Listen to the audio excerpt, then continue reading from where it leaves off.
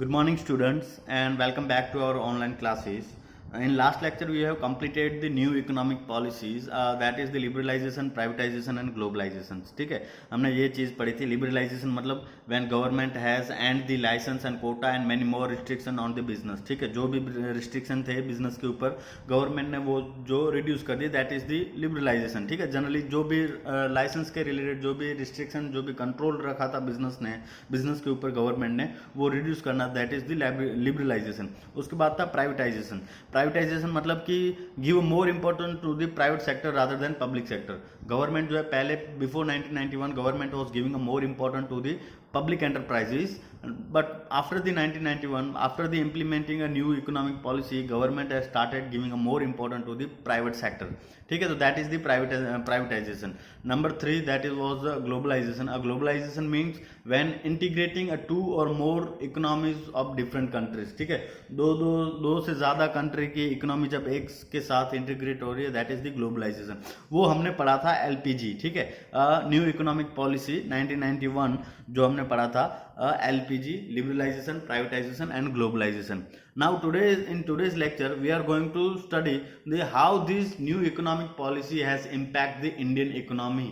ठीक है, ये जो न्यू पॉलिसी गवर्नमेंट ने लगाई 1991 में वो कैसे इम्पैक्ट कर रही है इंडियन इकोनॉमी को, कैसे इम्पैक्ट, पहले बिजनेस कैसे चल रहा था, ये पॉलिसी इंप्लीमेंट करने के बाद बिजनेस कैसे चल रहा है. तो वो सारी चीज़ें जो हैं हम यहाँ पे आज पढ़ेंगे कि इम्पैक्ट क्या हुई, गवर्नमेंट ने ये पॉलिसी चेंज की तो इसकी वजह से हमारी इकोनॉमी के ऊपर, इंडियन इकोनॉमी के ऊपर क्या चीज़ें इम्पैक्ट हुई. ठीक है, तो आज का टॉपिक है impact of change in economic policy. ठीक है, किसके ऊपर, ये इकोनॉमिक पॉलिसी की वजह से जो भी चेंज आया, इम्पैक्ट ऑन बिजनेस. ठीक है, बिजनेस के ऊपर इम्पैक्ट क्या आया कि भाई गवर्नमेंट ने ये न्यू पॉलिसी लाई तो इसके इम्पैक्ट क्या है, या फिर effect of LPG, liberalisation, privatisation and globalisation. ठीक है, effect of liberalisation and globalisation या फिर impact of changes in economic policies on business के ऊपर ये LPG इंप्लीमेंट करने की वजह से क्या इम्पैक्ट आई, वो चीज़ हम पढ़ेंगे. तो वन बाय वन स्टार्ट करते हैं. तो नंबर 1 है इंक्रीज इन कॉम्पिटिशन.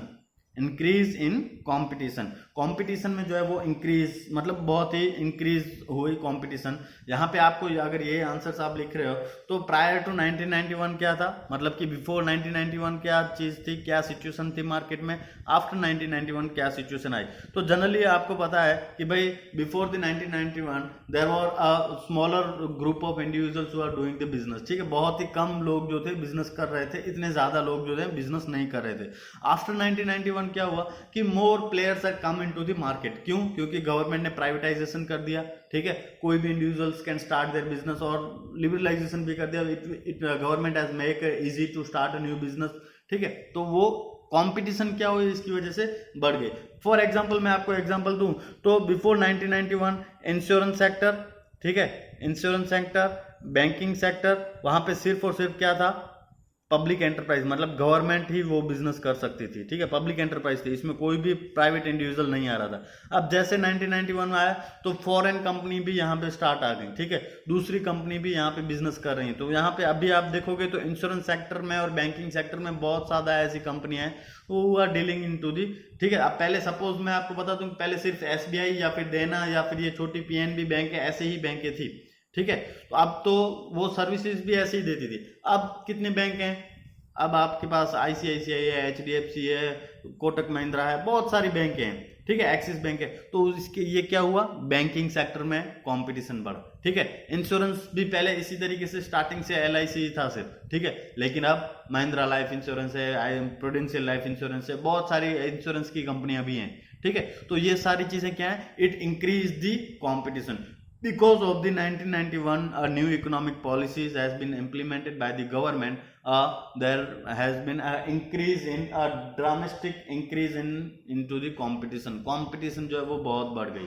ठीक है, पहले बहुत ही लिमिटेड प्लेयर थे, सेलर थे, मैन्युफैक्चरर थे मार्केट में, इकोनॉमी में. अब जो है वो कितने हो गए, बहुत ही ज़्यादा नंबर में हो गए. ठीक है, तो इंक्रीज इन कॉम्पिटिशन, सबसे पहले इम्पैक्ट जो हुई ये इकोनॉमिक पॉलिसी की वजह से ये क्या हुआ, कंपटीशन जो है वो बढ़ गई. ठीक है, number 2 more demanding customer.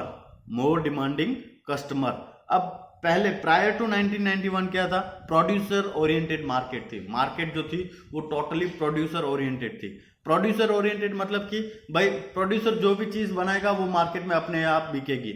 Reason being there are less number of producer, जो the output was also very low, ठीक है, आउटपुट भी बहुत ही कम था। इस चीज की वजह से ओवरऑल मार्केट में जो था, इकोनॉमी में जो था, कोई भी प्रोडक्ट की शॉर्टेज होती थी। अब सपोज यहाँ पे जो है पहले सिर्फ 5 ही प्रोड्यूसर थे, जिसकी वजह से जो टोटल मार्केट की डिमांड जो थी वो 1000 यूनिट थी, लेकिन ये 5 प्रोड्यूसर सिर्फ कितने 800 यूनिट ही प्रोड्यूस कर पा रहे थे।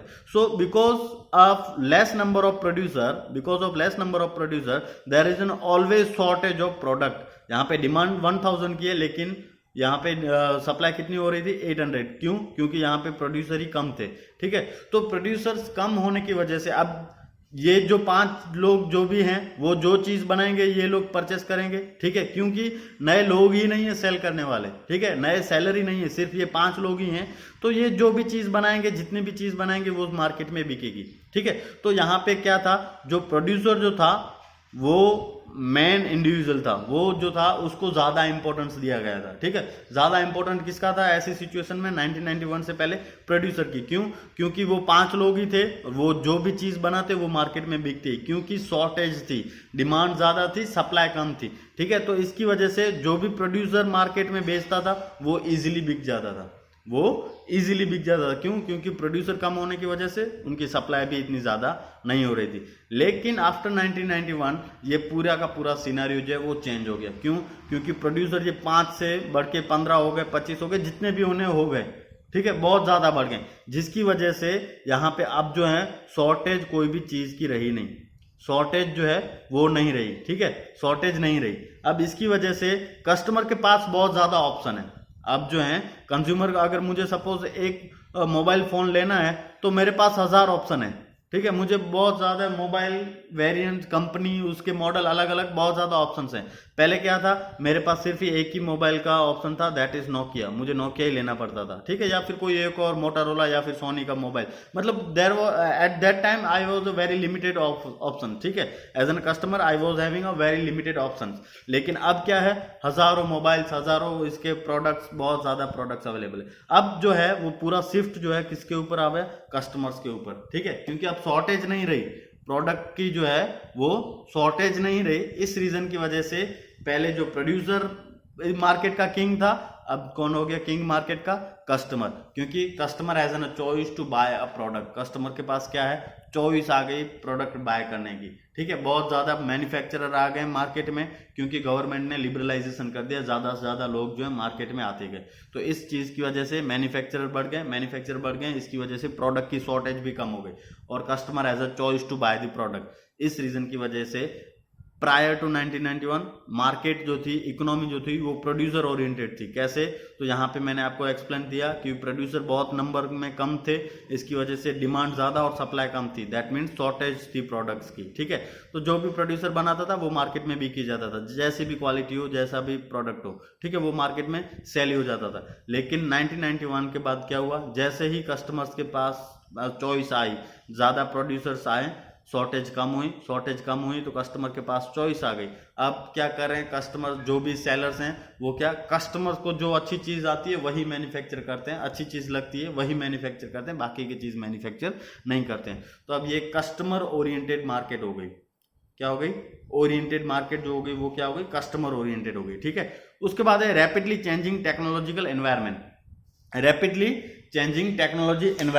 अब इसका मतलब क्या हुआ कि बिफोर और prior to new economic policy there was a small internal competition only, but after the new economic policy the world class competition started, and to stand in the global competitions the company need to adopt the world class technology. अब पहले क्या था कि भाई बहुत ही कम individuals थे business कर रहे थे, ठीक है, इसकी वजह से कंपटीशन भी कम थी, ठीक है, कंपटीशन कम थी, दैट मीन्स वो अपनी कुछ टेक्नोलॉजी ज्यादा चेंज नहीं करते थे, वो क्या करते थे, वो सिर्फ वही टेक्नोलॉजी यूज करते थे। अब जो है नए इंडिविजुअल्स कंपनी आई, 1991 के बाद बहुत ही फॉरेन कंपनी आई अपनी नई टेक्नोलॉजी के साथ और कंपटीशन बढ़ने लगा। अब अगर कंपटीशन में टिकना है तो you have to change your technology also, ठीक है। अब जो इंडियन कंपनी थी उनको क्या करना पड़ा, वो टेक्नोलॉजी अडॉप्ट करनी पड़ी जो फॉरेन से दूसरी कंपनी लेके आई थी। तो इसकी वजह से क्या हुई, चेंजिंग टेक्नोलॉजी एनवायरनमेंट जो वो बहुत जल्दी जल्दी चेंज होने लगा। जैसे जैसे नई कंपनी आती गई वैसे वैसे नई नई टेक्नोलॉजी भी आती गई। तो 1991 की वजह से, ये न्यू इकोनॉमिक पॉलिसी की वजह से जो है इंडियन इकोनॉमी में जो है बहुत ज़्यादा कंपनियां जो है टेक्निकल एनवायरनमेंट जो है जल्दी जल्दी चेंज होते गए, वो अपनी टेक्नोलॉजी जल्द से जल्द अपग्रेड करते गए। तो इसकी वजह से रैपिडली चेंज आ गया टेक्नोलॉजिकल एनवायरनमेंट में, ठीक है। मतलब कि हमारा जो टेक्नोलॉजी जो पहले प्रायर टू 1991 था वो बहुत इतनी जल्दी चेंज नहीं होता था, बहुत ही धीरे धीरे चेंज होता था, ठीक है। लेकिन उसके बाद जो है वो चेंज होने लगा जल्दी से, ठीक है। तो ये है रैपिडली चेंजिंग एनवायरनमेंट। उसके बाद है नेसेसिटी फॉर चेंज, ठीक है, नेसेसिटी फॉर चेंज। अब जनरली क्या होता था कि भाई before 1991, prior to 1991 businessman was following the one policy for the longer period of time, ठीक है। क्योंकि इतनी ज्यादा कंपटीशन नहीं थी, नई टेक्नोलॉजिकल चेंजेस नहीं आ रहे थे, कस्टमर का टेस्ट प्रेफरेंसेस कुछ फर्क नहीं पड़ता था, क्योंकि प्रोड्यूसर कम थे तो मैं जो प्रोड्यूस करूंगा वो वही बिकेगा मार्केट में। Due to that reasons businessman was following the same policies, same strategies to sell their product, ठीक है। वो अपने प्रोडक्ट को सेल करने के लिए सेम टू सेम चेंजेस जो है, कुछ भी चेंजेस नहीं ला रहे थे। एक प्लान बना दिया, एक पॉलिसी बना दी, they were using this plans and policy for the longest period of time, because reason behind it there was a no competition, ठीक है, और was a very limited competition, और the market was a totally producer oriented, ठीक है। Market क्या थी, producer oriented थी। इस रीजन की वजह से they were using the same policy, same strategy to sell their product before 1991, ठीक है। वो एक बार पॉलिसी बनाते तो वही पॉलिसी 5 साल, 2 साल, 8 साल तक वही पॉलिसी यूज करते थे। लेकिन जैसे ही ये 1991 में ये इकोनॉमिक पॉलिसीज आई, चेंज आया, तो क्या हुआ, they have to modified their plans and policy time to time to face the competition, ठीक है, to remain into the market. अब क्योंकि नई कंपनी आई, they are also trying to attract their customers. अब अगर वो कस्टमर्स अट्रैक्ट कर जाएंगे तो मेरे कस्टमर्स क्या बचेंगे, कुछ नहीं। So that I have to change my plans and policies and strategy to sell my product to remain into the market, ठीक है। मार्केट में सर्वाइव करने के लिए I have to change my policies. उसके पहले वो चीज नहीं हो रही थी। रीजन क्या था कि भाई कॉम्पिटिशन कम थी, प्रोड्यूसर ओरिएंटेड मार्केट थी, तो इस रीजन की वजह से I was as an businessman I was using a same plan, same strategy to sell my product, ठीक है। अब ये 1991 के बाद ये चेंजेस आ गया कि भाई I have to change, I have to made the change in to the my policies to sell my product to remain in to the market और to sustain my customer base, ठीक है। तो ये एक necessity for change, change जो था वो पहले कम होता था, 1991 के बाद बिजनेस एनवायरनमेंट को खुद को चेंज ज्यादा करना पड़ा। उसके बाद है need for developing human resource, need for developing human resource. मतलब कि जनरली सबको पता है कि before 1991 workforce as the education was not as much at higher point, workforce were also are not that much of educated and the workers are less trained, ठीक है। Business जो generally जो है वो manage by the less trained workers, ठीक है। वो generally इतने ट्रेंड वर्कर्स से मैनेज नहीं किया जा रहा था। जो भी वर्कर है, एक्सपीरियंस है, बहुत सालों से काम कर रहा है, तो या you can do it and he was the higher as an manager, ठीक है। तो वो इस तरह से काम होता था पहले 1991 से पहले। तो business was generally manage by the less trained employ, ठीक है। इतने ज्यादा स्किल सेट वाले एम्प्लॉय से ट्रेंड नहीं किया जा, मैनेज नहीं किया जा रहा था। जो एक्सपीरियंस इंडिविजुअल थे वही काम कर रहे थे। ट्रेंड एम्प्लॉय और स्किलफुल एम्प्लॉयज का इतना इंपॉर्टेंस नहीं था before the 1991। But as the new economies has been implemented into the economy, requires people with the higher skills and training. इसकी वजह से क्या हुआ, कंपटीशन बढ़ा, कस्टमर को सेटिस्फाई करने के लिए ऐसे एम्प्लॉयज की जरूरत पड़ी जो स्किलफुल हो, जो ट्रेंड हो, ठीक है, ताकि एम्प्लॉय कस्टमर को सेटिस्फाई कर सकें and business can sustain their business customer base, ठीक है। तो इस रीजन की वजह से before 1991 there was no requirement of trained and skill employed, ठीक है। इतनी ज्यादा जरूरत नहीं थी। जो भी मैनेज हो रहा था, अगर ट्रेनिंग के बिना भी अगर मैनेज किया जा रहा है तो वो करते थे। लेकिन after 1991 it requires a lot of individuals with the lot of higher skills and training, ठीक है। अगर ट्रेनिंग नहीं है तो आपको एक बार ट्रेनिंग देंगे, उसके बाद आपको काम पे रखेंगे। तो इस तरीके से 1991 के बाद ये चेंजेस आया ह्यूमन रिसोर्स की रिक्वायरमेंट में, ठीक है। पहले अगर आपके पास एम्प्लॉय कोई भी था, ट्रेनिंग की जरूरत नहीं थी, ना ही स्किल की जरूरत नहीं थी, ऐसे ही एम्प्लॉय की तरह आपको जॉब दे देते। लेकिन after the 1991 you must have a specific degree, you must have a higher skills to get the job, ठीक है। तो इस रीजन की वजह से 1991 के बाद क्या हुआ, ये जॉब में जो भी रिक्वायरमेंट ऑफ ह्यूमन रिसोर्स है वो भी चेंज आ गया, ठीक है। उसके बाद मार्केट ओरिएंटेशन, मार्केट ओरिएंटेशन। तो मार्केट ओरिएंटेशन मतलब मार्केट कैसा था पहले। तो earlier firm was following selling concept, that is the produce first and then go to the market. जैसे अभी हमने पहले ही इसके बाद पहले ही पढ़ा था कि मोर डिमांडिंग कस्टमर। तो मार्केट ओरिएंटेशन पहले क्या था कि अर्लियर जो भी बिजनेसमैन थे, बिजनेस एंटरप्राइज थे, दे फॉलोइंग दिस सेलिंग कॉन्सेप्ट। ये सेलिंग कॉन्सेप्ट क्या है हम आपके चैप्टर नंबर 11 जो मार्केटिंग मैनेजमेंट है उसमें हम पढ़ेंगे, लेकिन मैं पहले एक बार आपको ब्रीफ दे दूं। सेलिंग कॉन्सेप्ट मतलब कि भाई जो भी चीज है, manufacture first produce the product and then they try to sell it, ठीक है। मैन्युफैक्चर क्या करेगा, पहले प्रोड्यूस करेगा, जो हमने पहले ही सेकंड चेंज इसमें इंपॉर्टेंस में हमने पढ़ा वही थी कि भाई प्रोड्यूसर क्या करेगा, पहले प्रोडक्ट मैन्युफैक्चर कर देगा, अब वो मार्केट में सेल करेगा, ठीक है। They do not do a research, what they do not prefer to know what is customers need, what they want, ठीक है। वो कुछ देखने की जरूरत नहीं थी, जो भी चीज था वो खुद प्रोड्यूस करेंगे, उसके बाद मार्केट में सेल करेंगे, ठीक है। तो produce anything and sell it anyhow, ठीक है। तो ये है सेलिंग कॉन्सेप्ट। सेलिंग कॉन्सेप्ट मतलब produce first and then go to the market to sell your product. एक बार ये मैं मोबाइल बना दूंगा, उसके बाद मैं इसे सेल करने जाऊंगा। अब का सिनेरियो कैसा है, now companies following the marketing concept. अब का सिनेरियो कैसा है, मार्केटिंग कॉन्सेप्ट मतलब कि first company will do the research, try to know the taste and preferences of customers, try to know what customer is demanding, ठीक है। वो सारी चीजें देखेगी, सोचेगी, रिसर्च करेगी, उसके बाद उसके हिसाब से कस्टमर के नीड एंड वांट्स के हिसाब से प्रोडक्ट बनाएगी। वहां पे क्या था, अर्लियर 1991 से पहले क्या हो रहा था कि कंपनी जो है पहले प्रोडक्ट बना देती थी, फिर मार्केट में सेल करती थी। अब क्या है, कंपनियां जो है वो पहले रिसर्च करती हैं, तो ये जानने की कोशिश करती हैं कि कस्टमर की डिमांड क्या है, कस्टमर को मैं कैसे सेटिस्फाई कर सकता हूं, ठीक है। उसके बाद ही ऐसे टाइप का प्रोडक्ट बनाती है ताकि customer can easily buy this, ठीक है। अब अगर वो कंपनी पहले से पता हो कि मुझे ऐसा प्रोडक्ट चाहिए, तो अगर वो कंपनी ऐसा टाइप का प्रोडक्ट बनाएगी तो मुझे कोई कंपनी को कोई कोशिश नहीं करनी पड़ेगी प्रोडक्ट सेल करने के लिए, वो अपने आप बिकेगा, ठीक है, क्योंकि उन्होंने वो रिसर्च करने के बाद बनाया है ऐसा प्रोडक्ट। तो यहाँ पे क्या होता था पहले कि कंपनी जो है प्रोडक्ट बना लेती थी, उसके बाद उसे सेल करने की बेचती थी मार्केट में। लेकिन अब क्या हो रहा है, अब जो है कंपनी पहले रिसर्च करती है, they try to know what customer is demanding, what customers taste and preferences like, ठीक है। उसके बाद जो है वो इस सेम टाइप का जो जैसा कस्टमर चाहता है वैसा ही प्रोडक्ट बनाएगी और मार्केट में बेचेगी। तो जो ओरिएंटेशन जो है मार्केट का वो चेंज हो गया। पहले जो था वो बिल्कुल प्रोडक्ट अपने हिसाब से सेलिंग कॉन्सेप्ट फॉलो करते थे, अब कौन सा कॉन्सेप्ट फॉलो कर रहे हैं, मार्केटिंग कॉन्सेप्ट फॉलो कर रहे हैं, ठीक है।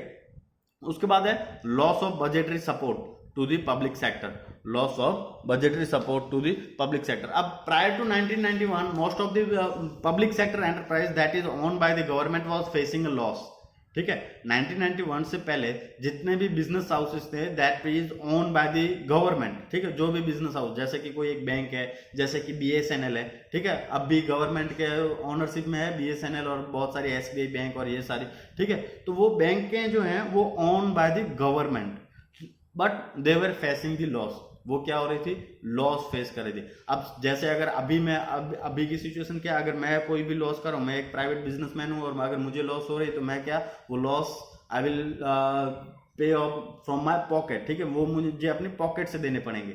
उसी तरीके से प्रायर टू 1991 जो भी पब्लिक सेक्टर एंटरप्राइजेस थे वो क्या थे, लॉस मेकिंग थे, और अगर लॉस हो रही है तो government was paying there loss from their budget.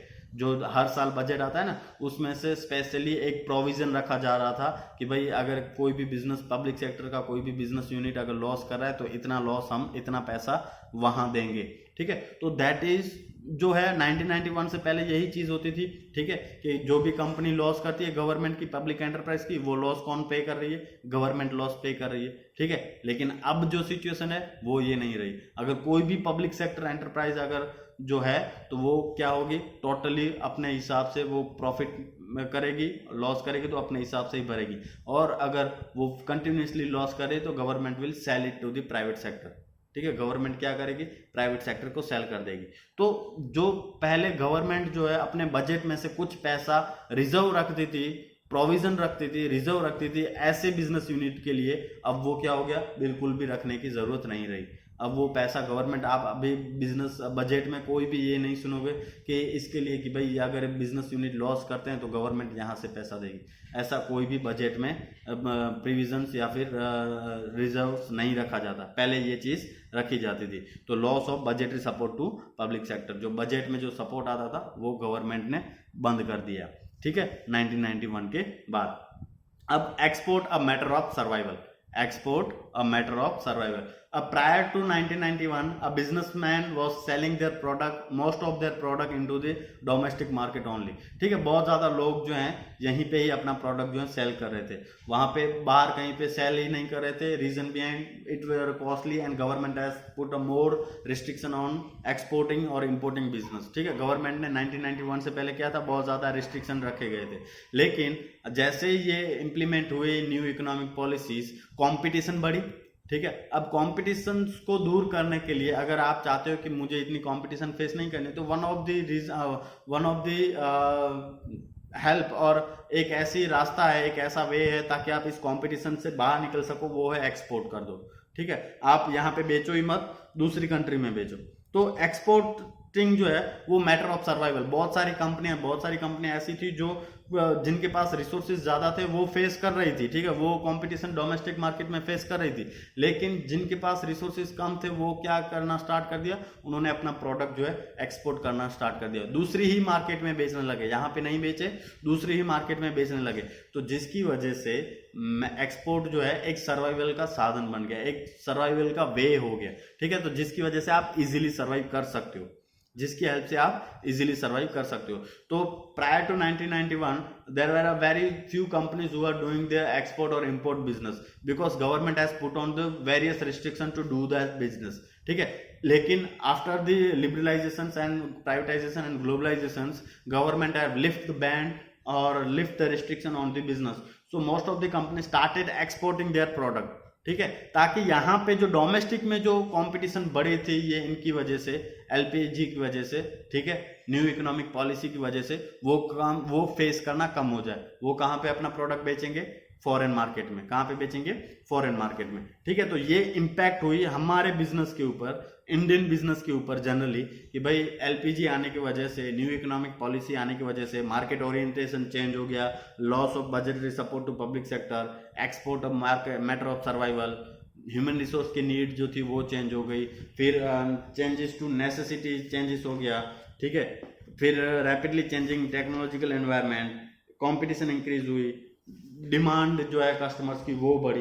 तो ये सारी चेंजेस आए कहाँ पे, यहाँ पे। ठीक है, इंडियन बिजनेस के ऊपर। अब जो है आपका टॉपिक है वो है इम्पैक्ट और managerial response to change in business environment. मतलब कि अब जो ये चेंज आया बिजनेस एनवायरनमेंट में, ठीक है, न्यू इम्प्लीमेंट आया, कंपटीशन बढ़ी, मार्केट ओरिएंटेशन चेंज हुआ, एक्सपोर्ट हो गया। ठीक है, तो इसकी वजह से क्या मैनेजरियल रिस्पॉन्स, जो कंपनियां जो है वो कैसे रिस्पॉन्स किए इन्होंने। ठीक है, कंपनियों ने इसको कैसे रिस्पॉन्स दिया। तो सबसे पहला है डाइवर्सिफिकेशन। अब कितनी सारी कंपनियां जो थी सिर्फ 1991 से पहले they were dealing into the one product line only. ठीक है, बहुत सारी कंपनियां जो थी एक ही प्रोडक्ट लाइन में डील कर रही थी। जैसे कि मैं आपको एग्जांपल दूं, रिलायंस। ठीक है, तो Reliance were dealing in petroleum business only. अब आप देखोगे तो रिलायंस के कितने बिजनेस हैं, जियो से लेके रिलायंस एंटरटेनमेंट, उसके बाद आपके रेड चिली एंटरटेनमेंट, बहुत सारे रिलायंस एंटरटेनमेंट, उसके बाद जियो है, उसके बाद बहुत सारे ऐसे छोटे मोटे बिजनेस हैं जो वो करती हैं। ठीक है, इसी तरीके से Tata was doing the business in Tata steel only. ठीक है, वो टाटा स्टील ही मैन्युफैक्चरिंग करती थी। अब उसके बाद क्या हुआ, कार मैन्युफैक्चरिंग आ गया, उसके बाद टाटा होटल्स आ गए, टाटा सॉल्ट आ गया, बहुत सारे बिजनेस जो है स्टार्ट हो गए। तो वो क्या कर रहे हैं, डाइवर्सिफाई कर रहे हैं ताकि मार्केट में वो टिके रहें। एक बिजनेस से इनकम आनी बंद हो गई, एक बिजनेस में सपोज कि टाटा स्टील है, वो पहले से सिर्फ स्टील ही मैन्युफैक्चर कर रही है, तो अगर कोई दूसरी स्टील मैन्युफैक्चरिंग कंपनी यहाँ पे आती है तो इससे क्या होगा कि Tata has to face the competition. ठीक है, बहुत ज़्यादा कंपटीशन फेस करना पड़ेगा। तो अगर उन वहाँ से टाटा स्टील की इनकम जो है टाटा स्टील में से कम आने लगे तो they can earn more money from other businesses also, वो दूसरे बिजनेस से भी पैसा जो है कमा सके। तो इसके लिए ज़्यादा से ज़्यादा बिजनेसमैन जो हैं वो क्या करना स्टार्ट कर दिया, अपना बिजनेस जो है डाइवर्सिफाई करना स्टार्ट कर दिया। मतलब एक बिजनेस से लेके 2 या 3 या 4 बिजनेस अलग अलग करने लगे। तो ये क्या हुआ, टाटा हर एक बिजनेसमैन जो है, मैनेजमेंट जो है, बिजनेस के मैनेजमेंट जो है डिसाइड किया कि diversify, they are going to diversify their business. मतलब एक ही बिजनेस नहीं करेंगे, उसके साथ साथ बहुत ज़्यादा बिजनेस करेंगे। जैसे कि आईटीसी हो गया, ठीक है, अभी पहले इंडियन टोबैको कंपनी, अब आईटीसी के बहुत सारे प्रोडक्ट आते हैं, एक ही टोबैको कंपनी नहीं है, बहुत सारे प्रोडक्ट आते हैं। तो ये क्या है, डाइवर्सिफिकेशन, ठीक है। बहुत सारे बिजनेसमैन हैं, सभी बिजनेसमैन ने क्या करना स्टार्ट कर दिया, डाइवर्सिफाइड, ठीक है, उन्होंने डाइवर्सिफाई कर दिया। फिर क्या हुआ, जॉइंट वेंचर। जॉइंट वेंचर जैसे अब सपोज होंडा, हीरो यहाँ पे मोटरसाइकिल बनाती थी, ठीक है, बाइक बनाती थी, लेकिन उन्हें पता चला कि भाई एलपीजी आने की वजह से they can not face the competition from foreign companies, वो कंपटीशन फेस नहीं कर सकती थी। तो उन्होंने क्या किया, हीरो और होंडा के साथ मिल गए, ठीक है। तो हीरो होंडा, जिसकी वजह से वो मार्केट में टिके भी रहे और उनको फॉरेन कंपनी से कंपटीशन भी फेस नहीं करनी पड़ी, ठीक है। तो इस तरीके से बहुत ऐसी कंपनी थी, जैसे कि मारुति सुजुकी, ठीक है, मारुति सुजुकी, मारुति सिर्फ कार बनाती थी, लेकिन उनके पास इतनी टेक्नोलॉजी या फिर ये सारी चीजें नहीं थी, तो क्या हुई, मारुति सुजुकी हुई। तो इस चीज की वजह से बहुत ज्यादा लोग जो हैं क्या हुए, जॉइंट वेंचर हो गए, दूसरी कंपनी, फॉरेन कंपनी के साथ यहाँ की डोमेस्टिक कंपनी मिल गई, जॉइंट हो गई और एक नई फर्म बना के बिजनेस करने लगे, ठीक है, कोलाब्रेशन हो गया। तो बहुत सारी बिजनेस फर्म ने यहाँ पे एंटर भी कर दिया, जैसे यहाँ पे Mahindra and Mahindra, Ford enter with Mahindra and Mahindra, Honda enters with Siel, General Motors enter with Hindustan Motors, Vodafone is planning to merge with Idea. ये सारी चीजें क्या है, जॉइंट वेंचर हो गई, ठीक है, ताकि ये एलपीजी और नए इकोनॉमिक पॉलिसी की वजह से जो कंपटीशन बढ़ रही है वो कंपटीशन इतनी ज़्यादा इफेक्ट ना करे। इसलिए एक तो बहुत ज़्यादा लोगों ने डाइवर्सिफाई कर लिया और बहुत ज़्यादा लोगों ने जॉइंट वेंचर दूसरी कंपनियों के साथ कोलाबरेट कर लिया, ठीक है। उसके बाद ब्रांड बिल्डिंग, मतलब कि अब जो है 1991 के बाद जो है, जो भी प्रोडक्ट अच्छा बेचेगा, जिस कंपनी की इमेज जो अच्छी होगी, वो प्रोडक्ट अपने आप बिकता है, ठीक है। टिल नाउ अभी भी जो जिस भी कंपनी की, जिस भी प्रोडक्ट की अगर इमेज अच्छी है तो वो they are going to sell it anyhow, ठीक है, कैसा भी प्रोडक्ट होगा अपने आप बिकेगा। जैसे आपको पता है कि भाई एप्पल का फोन आ रहा है, ठीक है, तो वो आईफोन अपने आप ही बिकेगा, चाहे वो उसकी प्राइस 1 लाख रुपीज ही क्यों ना हो, लेकिन फिर भी that product is going to be sell, ठीक है। तो वो क्या है, क्यों इतना फायदा हो रहा है, ये 1 लाख रुपए किसका चार्ज कर रहे हैं एप्पल जो है, वो अपनी इमेज का चार्ज करें, ब्रांड का चार्ज करें, ठीक है। तो जो भी नई कंपनियां हैं, जो भी कंपनियां थी 1991 के बाद, उन्होंने स्टार्ट कर दिया अपनी एक इमेज बनाने का, मार्केट में अपनी क्या कर दिया, इमेज बनाने के लिए ब्रांड बनाने की स्टार्ट कर दी, ठीक है, कि भाई ये ब्रांड है तो it is going to be very good, कैसा भी प्रोडक्ट होगा वो बिकेगा ही बिकेगा, ठीक है। तो most of the company started building their brand, ठीक है, अपनी ही ब्रांड, अपनी ही इमेज बनाने में लग गई, ताकि वो प्रोडक्ट, वो अपने इमेज का ही फायदा उठा सके, ठीक है, वो अपना प्रोडक्ट जो है अपने आप बिक जाए। तो ये है ब्रांड बिल्डिंग। उसके बाद है use of latest technology.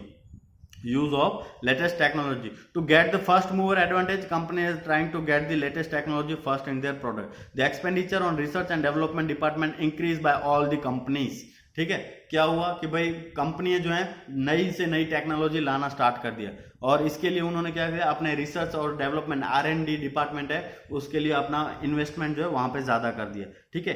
Improve compensation level. अब पहले जो सैलरियां थी, जो भी इंडिविजुअल थे, ठीक है, इतने एक्सपीरियंस या फिर इतने स्किल ना होने की वजह से उनकी सैलरी भी कम थी। अब क्या है सिचुएशन, जो भी अगर किसी भी इंडिविजुअल के पास अच्छी स्किल सेट है, अगर वो अच्छा ट्रेंड एम्प्लॉय है, एक्सपीरियंस एम्प्लॉय है, तो कोई भी इंडिविजुअल, कोई भी कंपनी जो उसे हायर सैलरी पे हायर कर लेगी, ठीक है। तो ज्यादा से ज्यादा यहाँ पे क्या हुआ कि जो भी कंपनियां हैं अच्छे स्किल सेट एम्प्लॉय को ज्यादा सैलरी ऑफर करके अपने पास लेके गई, ठीक है।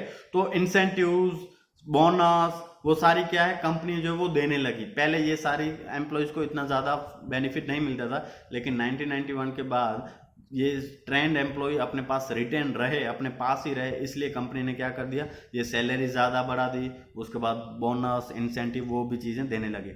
और उसके बाद है कस्टमर फोकस, मतलब कि most of the company as giving started giving a service to their customer 24/7। बहुत ज़्यादा कंपनियां जो हैं अपने कस्टमर को 24/7 सर्विसेज देने लग गए। ठीक है, जैसे आपको पता है कि भाई कॉल सेंटर सभी कंपनियों के होते ही हैं, तो वो क्या है, कस्टमर फोकस है। ठीक है, ज़्यादा से ज़्यादा लोग जो हैं कस्टमर को कैसे सर्विस हम दे सकें, उसी के लिए वो स्टार्ट होने लगे। ठीक है, तो this is how a company has given a response to this changes in to the business environment. ठीक है, कंपनियों ने इस तरीके से रिस्पॉन्स किया बिजनेस एनवायरनमेंट के चेंज आने की वजह से। ठीक है, तो that's it for the day. Thank you very much. I will give you the homework and you have to do it. In last lecture we have only one topic left, that is the demonetization. ठीक है, इस chapter में हमारा last topic बचा है demonetization. that will be complete this chapter on Saturday. ठीक है, thank you very much, have a good day.